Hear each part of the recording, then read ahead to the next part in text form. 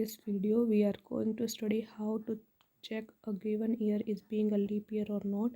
Mainly there are two types of years. First is century year and second is non-century year. If a century year is given, we check the divisibility by 400 only, and for non-century years we check the divisibility by 4 only. And in the next slide you will see some examples of century years and non-century years, and also you will check which century year is being a leap year or not. So here you can see which of the following year is a leap year. Options are given to you.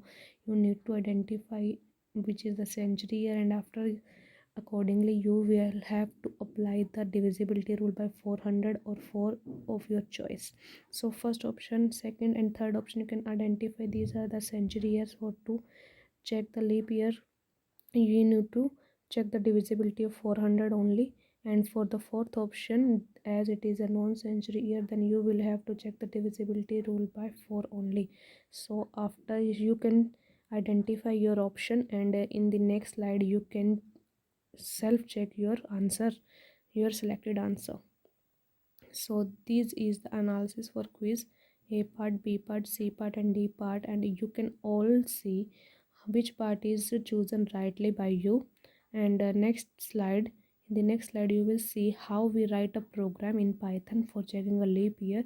So firstly we'll need to write year is equal to int bracket input, and in the semi double colon enter the year. So here firstly we'll write the conditions for century year, and after that for non-century year. In both cases conditions are failed, then else in this statement will write it is a non-leap year. So firstly, if year remainder operator 400 double equals to 0, double equals to, here it implies equals to. In mathematics we write only single equal to, but in Python program we write double equal to. So print if the year remainder operator 400 is equal to 0, then it is a leap year.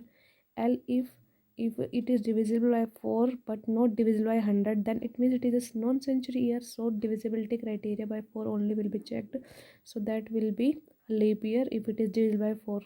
And in the else condition we are writing not a leap year.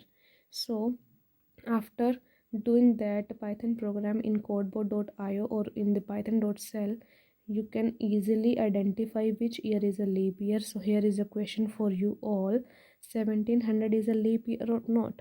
So these options are given accordingly, the century year and the non-century year. First option is yes, it is a century year. Second option, no, it is not a century year. Third option, yeah, it is a century year and it is also divisible by 400. And last is no, it is a century year but it is not divisible by 400. So we need to identify if it is leap year or not by following the given options. The first option is, you can easily check, yes, it is a century year, but being a century year is not the only necessary condition for it is for being leap years, as 1700 is a century year, but in the following calculations you will see it is a leap year but it is not a century year. It is a century year but it is not a leap year, as the divisibility criteria of 400 is not fulfilled in this case.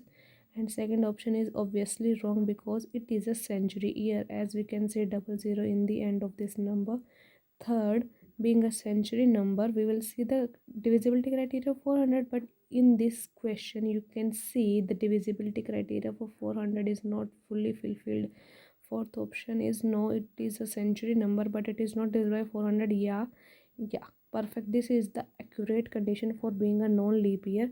So in the next slide you will see all the analysis for the quiz, that you will be able to identify that your chosen answer is correct or not. So this is all about today's video. In this video we normally check how to check a leap year, if it is a century year or if it is a non-century year, and after that we have studied about the Python program, how to write a Python program for checking a leap year or not. So thank you and have a nice day.